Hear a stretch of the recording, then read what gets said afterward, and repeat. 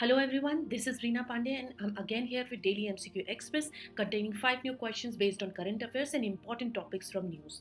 So let's start. The first question, consider the following statements regarding the private members bill.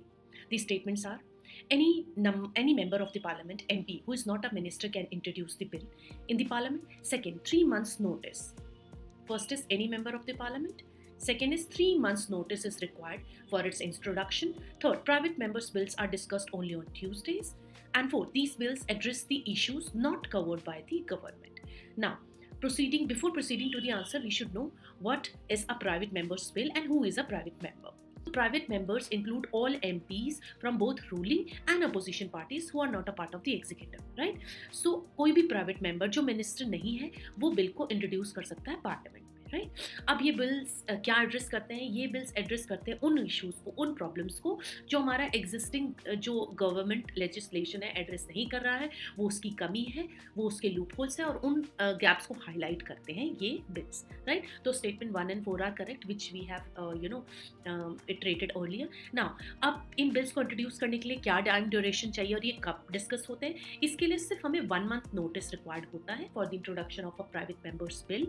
और इन एक महीने में house secretariat इसको examine करता है whether the bill is in compliance with the constitutional provisions and legislative rules और not, right? And they are always discussed on Fridays. तो अगर हम इन सारे फैक्ट्स एंड फिगर्स को देखें, so the answer to this question is B.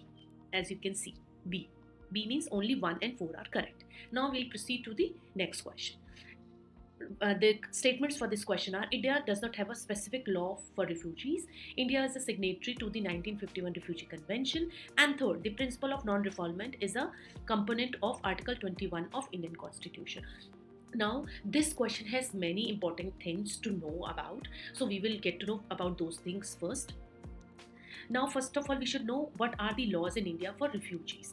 India lacks any specific legislation to address refugee issues, right? In fact, it relies on ad hoc measures and existing laws like Foreigners Act 1946 and the Passport Act 1967 refugees को manage करने के लिए. Now, there comes another concept of principle of non-refoulement. Right? ये principle of non-refoulement is in terms of refugees protection. This principle says that no refugees should be forcibly returned back to his country or her country where his life or freedom is at risk. Right? So it protects the refugees, and it is an integral part of Article 21 of Indian Constitution. Right? So and it guarantees their life and personal liberty.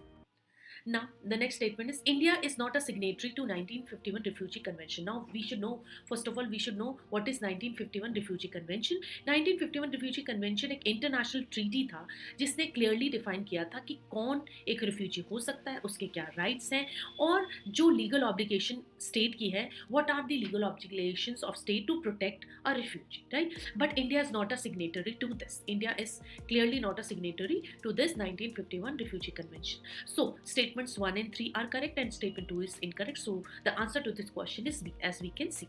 B, only 2. Now we'll proceed to the third question. Now, with reference to the Prime Minister's internship scheme, what are the following statements? First statement given is it is aimed at providing large-scale internship opportunities for youth to enhance their employability and gain real-world work experience. Second, their duration is 6 months. And third is a one-time grant of 6,000 is provided to the interns. And fourth is graduates from elite institutions are not eligible. So what are these statements are correct? First, we will see what is all there in Prime Minister's internship scheme. So Prime Minister's internship scheme इसलिए launch की गई थी ताकि it can provide internships to 1 crore youth over 5 years, ताकि हम 5 साल में at least 1 crore युवा को हम इंटर्नशिप दे सकें. और ये इंटर्नशिप इसलिए दी जाएगी ताकि वो एक रियल वर्ल्ड बिजनेस एनवायरनमेंट को, रियल वर्ल्ड वर्क एनवायरनमेंट के लिए उनको एक्सपोजर मिल सके और उससे उनकी कैपेबिलिटी बढ़ सके so that they become eligible for many jobs in the world, right? अच्छा, for this interns receive a one time grant of 6,000. जो इंटर्न्स है उनको 6,000 का वन टाइम ग्रांट मिलता है for incidental expenses upon joining. लेकिन इसके साथ साथ एडिशनली उन्हें पर मंथ 5,000 का स्टाइपेंड भी दिया जाता है. इसके साथ एक बहुत इंपॉर्टेंट कंडीशन जुड़ी हुई है, graduates from elite institutions they are excluded from this because we better know the students studying in elite institutions, they belong to rich families and they don't require these internships because these internships have been proposed, have been created just for the students who lack opportunities, right? Merely for the poorest sections of our society, or along with government employees के children को, and those pursuing full time education, और जो full time education कर रहे हैं उनको भी internships नहीं दी जाती है. So statements 1, 3 and 4 are correct. Duration of internships under this scheme is 12 months. It's not 6 months, it's 12 months.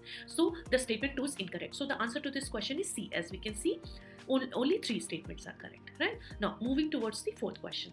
Consider the following statements. Impeachment proceedings. Impeachment proceedings का मतलब होता है the process of removing judges can only begin if the motion of impeachment is admitted by Speaker of the Lok Sabha or the Chairman of the Rajya Sabha. Second है judges can only be removed for their proved misbehavior or incapacity. Third statement हमें दिया गया है, it requires a special majority in both the houses of parliament. Fourth दिया गया है, the constitution of India bars a जज from holding a public office. And third दिया गया है, फिफ्थ, दैट ओनली 2 जजेस have been found guilty for impeachment till today, right? ये 5 statements हैं. Now we will get to know first what are the impeachment proceedings and how they are done. Right. Impeachment proceedings, they are initiated when a motion is signed by at least 100 Lok Sabha members और 50 राज्य सभा members. जब एक motion at least 100 Lok Sabha members ने sign किया हो या 50 Rajya Sabha members ने साइन किया हो, तब ये मोशन को इनिशिएट किया जाता है, राइट? और जो स्पीकर है लोकसभा का या राज्यसभा के जो चेयरमैन है, ये एडमिट करे इस मोशन को, तभी ये मोशन प्रोसीड किया जाता है, राइट? तो article 124 and fourth version of Indian constitution, जज को तभी हम रिमूव कर सकते हैं जब उसका मिसबिहेवियर और इनकैपेसिटी प्रूव हो सके, प्रूव किया जा सके, right? The impeachment of a जज requires special majority in both the houses. Impeachment of a जज can not be easily remove because a जज is a very special position which create judgements for so many cases in India. तो उसका removal इतना आसान नहीं होता है. इसके लिए it requires a special majority in both the houses.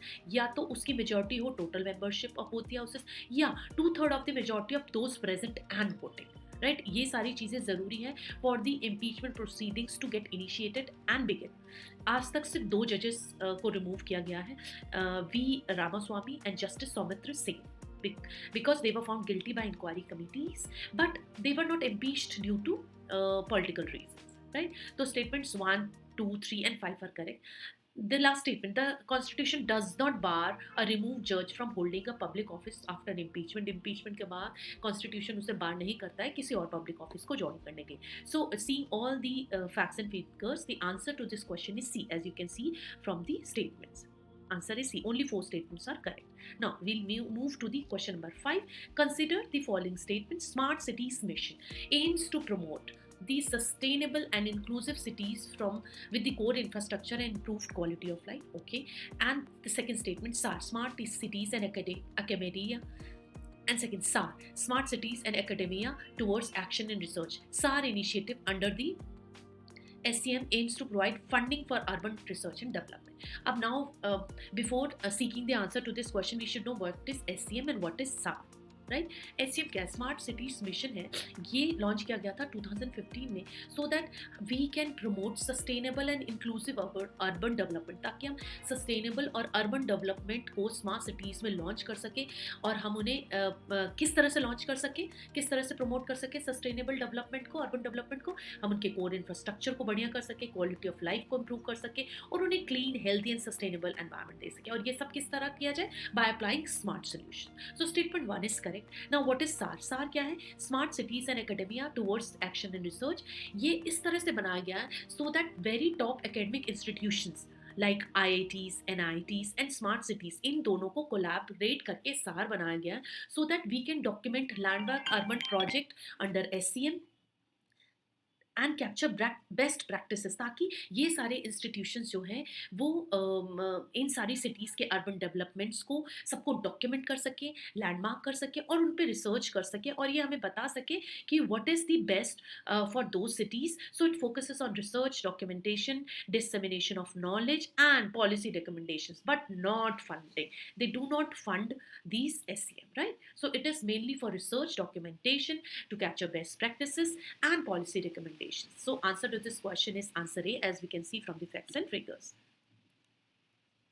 So thank you everyone. We will again see you with another set of 5 questions in MCQ Express. Stay tuned for more updates at the rate of Prodigy IAS.